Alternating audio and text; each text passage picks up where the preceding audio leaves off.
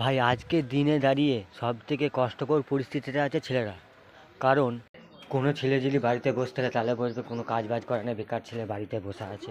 আর ছেলেরা যদি বাইরে ঘুরে বেড়ায় তাহলে বলবে কোনো কাজ বাজ করে না, আর না বেকার আড্ডা মেরে ঘুরে বেড়াচ্ছে। আর ছেলেরা যদি কম কামায় তাহলে বলে বাল ছিঁড়ে বোঝা বেঁধেছে। আর ছেলে যদি বেশি কামায় বলবে শালা বালটা 2 নম্বরই কিছু কাজ করেছে। ছেলেরা যদি যৌতুক নেয় তাহলে বলবে কাজ বাজ করে না, আর না যৌতুক নিয়েছে। ছেলেটা যদি যৌতুক নেয় তাহলে বলবে ছেলেটা মনে নিশ্চয়ই কিছু কমতি আছে ওই জন্য যৌতুক নিয়েছে। আর ছেলেরা যদি কম বয়সে বিয়ে করে না তাহলে লোকে বলবে যে ছেলেরা অল্প বয়সে পাগলো বাল, তার যোগ্য চিরকাল। আর ছেলেরা যদি বেশি বয়সে বিয়ে করে বলবে পাচ্ছে না, হয়তো ছেলেটার মধ্যে হয়তো কিছু কমতি আছে, পাচ্ছে না। আর ছেলের যদি ঠোঁট কালো হয় তাহলে বলবে ছেলে বিড়ি খায়, আর ছেলের যদি ঠোঁট লাল হয় তাহলে বলবে ছেলেটার মধ্যে কিছু ডাউট আছে। ছেলেরা যদি বইয়ের গায়ে হাত তুলে তাহলে ছেলেরা খারাপ, ছেলেরা কাপুরুষ। ছেলেরা যদি বইয়ের কথা শুনে চলে, বউকে ভালোবাসে, তাহলে ছেলেরা কাপুরুষ, দৌড়ে ভেরুয়া। আবার কি?